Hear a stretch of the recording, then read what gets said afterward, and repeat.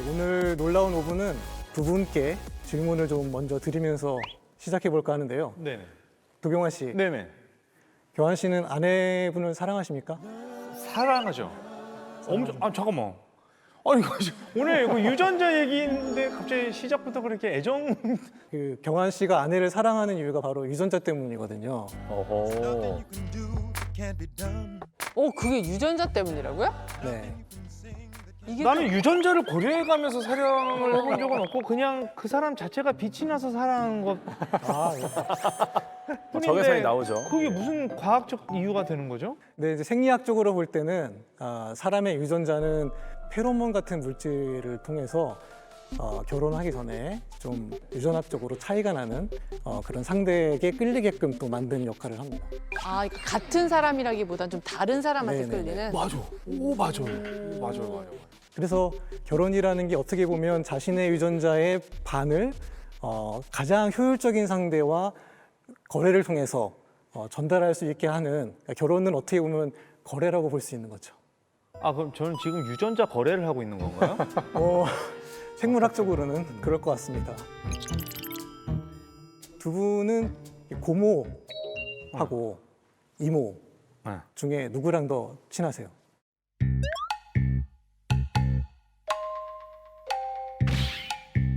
이모. 저도요. 예상되는 답변 진짜요? 감사드리고요. 왠지 모르게 외갓집이 더 좋다. 이런 분들이 많으시거든요. 아하. 치킨도 처갓 양념통닭은 있지 않습니까? 네. 그렇지. 시댁 양념 통닭은 시댁집 없잖아요. 양념통닭 없어요. 시댁집이 없네. 일단 시댁 양념통닭 너무 불편해. 아니 양념이 맛은 너무 코로 어려워. 들어가는지 입으로 들어가는지 모르겠는데요. 네. 그리고 식당에서도 저희가 이모 이렇게 부르지 고모는 잘 안 부르잖아요. 그렇죠. 뭔가 어색하고 좀 안 친근하고. 조사 결과를 보면 실제로 외할머니, 외할아버지가 손주에게 더 많은 돈을 쓴다고 합니다. 이게 뭐 우리나라 결과가 아니고 미국에서 한 결과니까 진짜요? 네, 외국도 비슷하다는 거죠. 그것도 유전자랑 상관이 있는 거예요? 외할머니와 더 친한 것도 유전자와 상관이 있다. 왜지? 우리 집에서 키우고 있는 이 아이가 내 자식이라고 100% 확신할 수 있는 사람은 이 세상에서 단 한 명뿐입니다. 어머니. 엄마. 자기 배에서 자기가 직접 낳았기 때문에. 그렇죠. 예. 그러니까 친가 쪽에서는 외가만큼의 핏줄에 대한 확신이 덜하다는 거죠. 우리가 의식적으로 핏줄을 의심하고 있다는 얘기가 아니라 우리 안에 그런 무의식적인 본능이 있다는 건데요. 본능적으로 그렇죠. 이 직접 낳은 모계 쪽이 더 확신을 갖고 있다. 확신을 갖고 있다. 그리고 또 개를 좋아하는 분들도 있고 고양이를 좋아하는 분들도 있고 근데 그런 성향에도 약간의 유전학적인 진짜? 백그라운드가 있다. 고양이파, 강아지파. 어떤 차이가 있는 거예요? 개 유전자가 있는 거예요? 아니 근데 고양이가 인간하고 더 가깝지 않나요, 유전적으로? 우리 호르몬 중에 도파민과 세로토닌이라는 호르몬이 있습니다. 이제 세로토닌은 좀 더 정치적으로 보면 보수적인 성향의 분들에게서 많이 높은 편이고 도파민은 이제 진보적인 사람들에게서 좀 높게 나타나는데요.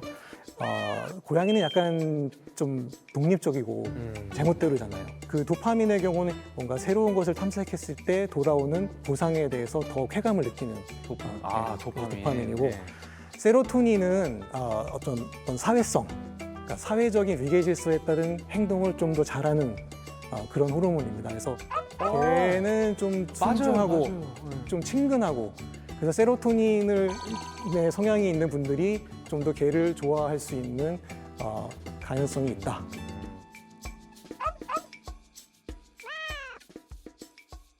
실제 이제 미국에서도 트럼프를 지지했던 주에서 고양이보다 반려견을 가진 경우가 많게 나타납니다. 야, 그런 조사 결과도 있구나. 많은 분들이 두 분처럼 유전자가 뭐 이런 것까지 결정해 이런 반문을 하실 수 있으실 것 같은데요. 리처드 도킨스가 쓴 이기적 유전자를 보면 인간은 유전자를 운반하는 생존 기계다 이런 표현을 하거든요. 그래서 사람들은 보통 내 몸속에 유전자가 있으니까 이게 내 유전자고 내가 주인이라고 생각을 하지만 사실 두뇌를 비롯해서 우리 몸의 모든 것은 유전자가 만들어낸 거죠. 그리고 어떤 학자들은 인간의 몸이란 것은 유전자가 한 번 쓰고 버리는 일회용품이다. 이런 표현을 하기까지 합니다. 그래서 유전자는 자기 자신이 번식하는 것 말고는 관심이 없는, 또 인간 세상은 유전자가 지배하고 있는 것일지도 모르겠습니다. 좀 더 자세한 얘기는 차차 나눠보도록 하겠습니다. 아이고. 저 같은 사람 입장에서는 진짜 좀 인정할 수가 없는 얘기였어요.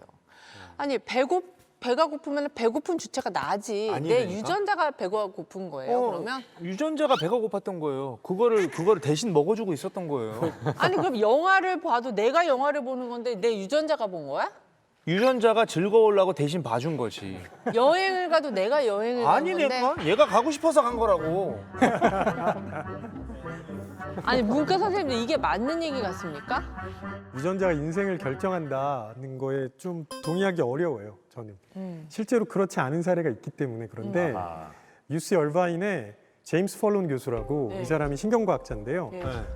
맨날 뇌를 찍다가 자기 뇌를 찍어본 거예요. 그런데 사이코패스 뇌랑 똑같이 생긴 거예요. 어머나. 집에 가서 엄마한테 물어봤더니 우리 조상 중에 진짜 연쇄살인마가 있다는 얘기를 들었어요. 그리고 나서 주변 사람들한테 물어보기 시작했어요. 그랬더니 너 좀 그래. 이런 반응이 나온 거죠.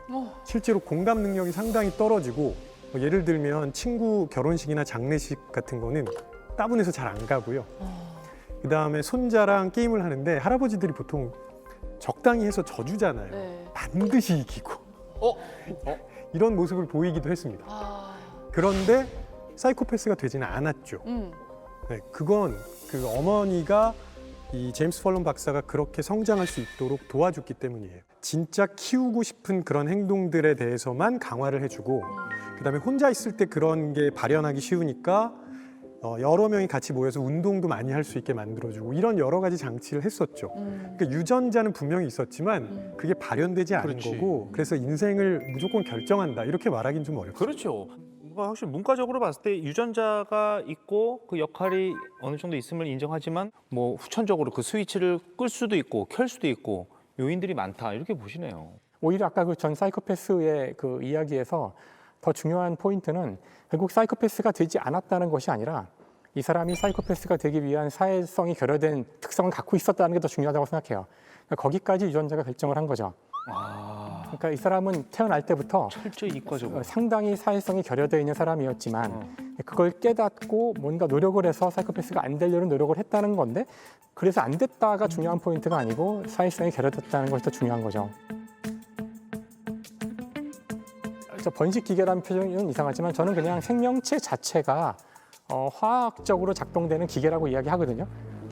그러니까 기계인 거는 그게 맞아요. 그 말 아니에요? 아니 어찌됐건 기계잖아요. 그 기계라는 표현 때문에 그런데 아 나 저 사람 아니 죄송해요. 저 사람이라니요. 아니 죄송해요. 아무리 마음에 안 들어도 저 사람이라니요. 실제로 우리 인간도 물질이잖아요.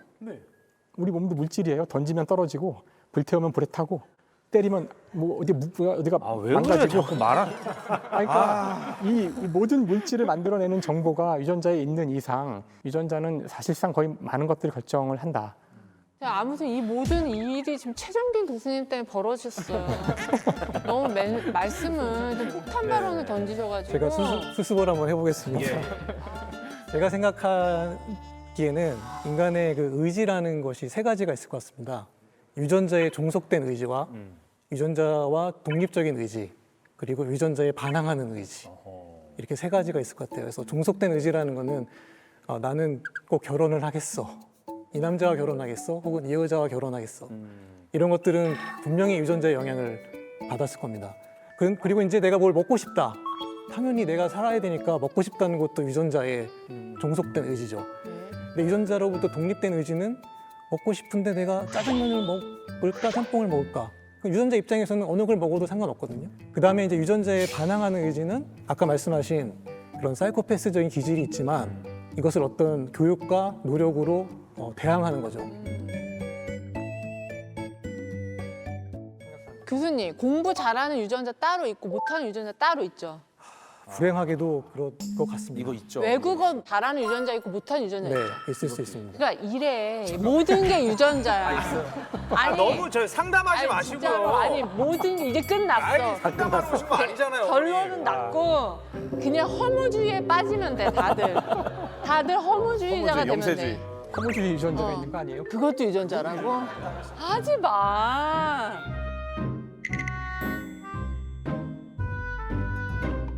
끈기라든지 동기부여 또 유전이죠. 또 유전자의 영향력이 맞아요. 있고 심지어는 실전에서 시험을 좀 더 잘 보는 사람 실전에 강한 사람. 예, 그것도 유전자예요? 그것에 대한 연구도 있습니다. 운빨 아니에요, 그건? 뇌에서의 어떤 회로와 연관을 짓고 있는데요. 평소에는 공부를 상당히 잘하는데 시험 보면 조금 더 틀리는 애들, 안 되는. 예, 원래 실력보다 안 원래 나오는 실력보다 안 친구도 되는 애들도 있고 원래 실력보다 좀 더 잘하는 애들이 있거든요. 아니 저는 오히려 이렇게 얘기해 주시는 게 고마워요. 게임 끝난 거야. 왜냐면 노력하면 할 수 있다 뭐 이런 소리 하는 사람들 있지? 제일 싫어. 그 애들한테 뭐라 할 게 아니네요. 너는 왜 공부를 남들보다 2배를 절대 뭐라 했는데 할게 성적이 안 나오냐? 어허. 내가 그것밖에 안 되는 그걸 준 거네요, 그러면? 그렇죠. 스스로 탓해야죠. 이 유전자라는 게 우리가 쉽게 볼 그게 아니네요, 진짜. 그러니까 아니 그렇게 안 봤는데 진짜 너무 자기 중심적이고 이기적이네. 그러니까 그래서 이기적인 유전자. 유전자라는 책이 있고. 맞아요. 리차드 도킨스의 책이죠. 이기적 유전자. 너무 유명한 책인데 정말 유전자는 아주 이기적입니다. 정말 뭐 어떤 뭐 다정한 부분이 아예 없어요. 뭐 어떤 의식, 심리 이런 것도 없고 그냥 염기 서열 그 자체로만 존재를 하는 거죠. 목적은 단 하나. 나를 퍼뜨려야 된다. 유전자가 이기적이라고 좀 이제 이상하게 느껴지는 표현일 수도 있어요. 근데 저것은 아마 가장 당연한 것 같은 것에 대한 질문에 대한 답을 줄 수 있는데 예를 들어서 왜 우리는 자기 아들과 딸을 사랑하고 이뻐하고 그 아들과 딸을 위해서 그러니까 아이를 위해서 희생할까요? 나와 다른 개체잖아요.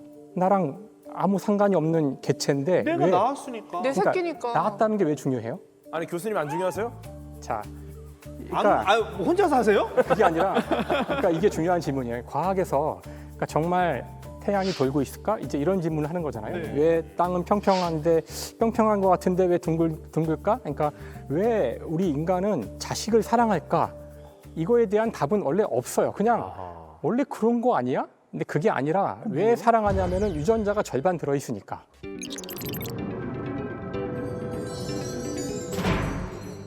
지분이 반이 내 거라서. 나는 이기적으로 행동하는 사람, 이 개체인데, 근데 그 유전자를 절반이나 갖고 있기 때문에 얘는 소중한 거예요. 그 이유 때문에 내가 자식을 사랑한다는 거죠. 그러니까 인간은 왜 자식을 사랑하는지를 설명하는 이론이에요.